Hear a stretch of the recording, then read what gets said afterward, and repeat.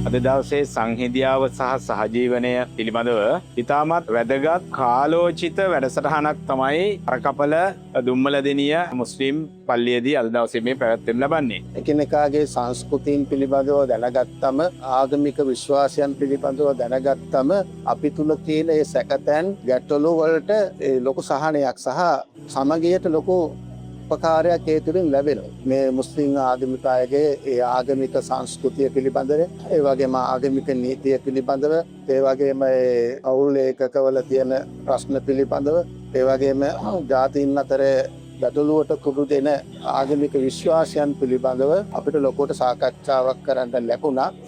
මද්‍රසා කියන පාසල ගැන ඇත්තරම තිබ්බ එක වචනයක් විතරයි අපේ දහම් පාසල වගේ. නමුත් ඒක ගොඩාක් ජනතාවගෙන් මම හිතන්නේ හිත වලින් දුර්වලලා ගියා මේ වැඩසටහනත් එක්ක. විශේෂයෙන්ම ඉස්ලාම් දහම තුල තියෙන සමහර දේවල් අපි පරිශීලනය කරලා අධ්‍යයනය කරලා තිබෙන්නේ අඩුවෙන්.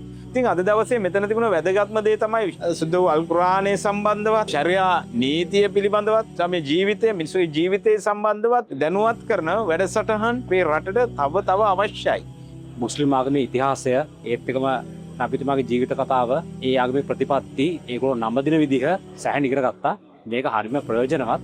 ඒත් එක මම ඒගොල්ලෝගේ ඉතිහාසය සම්බන්ධ අතන තිබ්බ මේක ඒගොල්ලන්ගේ ධර්ම මේ ආගමේ හරය සැහැණ දැනුමක් මම ලබා ගත්තා. මොකද කාන්තාවන් පල්ලියේ ඉන්නේ නැද්ද මොකද කියලා ඇහුවා. ඉතින් ඒක අපිත් වැදදි මිත්‍යා දෘෂ්ටික අදහස් තිබුණා. අද ඒක තොරන් වුණා.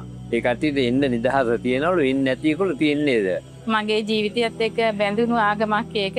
හැබැයි මම මෙතෙන් එනකන් දැනගෙන හිටියේ නෑ ශරියා නීතිය කියන්නේ මොකක්ද කියන එක. ඉතින් අද තමයි මම එහෙම පොඩි කාලේ ඉඳලා දැනගෙන හිටියා. මම ශරියා කියන නමට බයෙන් ජීවත් වුනේ.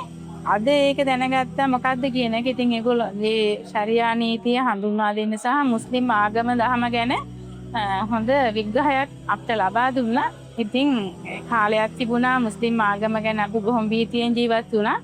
ඉතින් ඒ භීතිය තුරන් කරන්නත් මේක අවස්ථාවක් වුණා. ඔබතුමාලගේ සංහිඳියාව වැඩසටහන මගින් ඔබලාගේ ආගම සම්බන්ධයෙන් ඉතාමත්ම පුළුල් අවබෝධයක් ලැබුණා.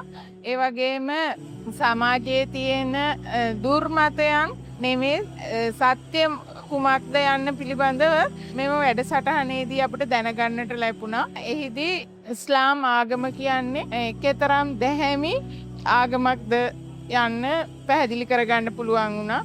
ඒ වගේම සරල දිවි පෙවතකට අවශ්‍ය ක්‍රියාකාරකම් මෙම ආගමේ බෙහෙවින්ම දක්නට ලැබෙන බව දැකගත්තා. එතකොට ආගම් අපිට අදහන්න පුළුවන්. අපි විසින් ගෙනාපු ඒ සංස්කෘතික අංග ඒවා තියෙන්න ඕනේ. ඇයි විවිධත්වයේ විසින් තමයි ජාතියක් සරසන්න. ආහාර පාන වල විවිධත්වය ඒවා තියෙන්න ඕනේ. ඒක ජාතියක් ලස්සන කරන. හැම මිනිහෙකුටම ගරු කරන, හැම ආගමකටම ගරු කරන, හැම ආගමක්ම ඉගෙන ගන්න, ඒකේ හොඳ දේ උත්සාහ ගන්න පුරවැසියෙන් බවට පත් වෙන්න දරපු මේ උත්සාහයට හැමෝටම පට්ට ස්තුතියි මේ වැඩේට. රටක් ජාතියක් විදිහට එකම ජාතියක් විදිහට ශ්‍රී ලංකා මාතාව ඇතුලේ මේ මාතාව ලෝකයේ ඉහළම තැන ඔසවා තබන්න ඕන වෙන්නේ අපි එක මවකගේ දරුවෝ විදිහට ජීවත් වෙන එක. අන්නේ සංහිඳියාව ඇති කර ගැනීමට උනන්දු වීම පිළිබඳව ස්තුතිවන්ත වෙනවා මේ මුස්ලිම් සමාජයට. මෙවැනි වැඩසටහනක් ඔබගේ ප්‍රදේශයේ පැවැත්වීමට නම් නිදා පදනම අමතන්න.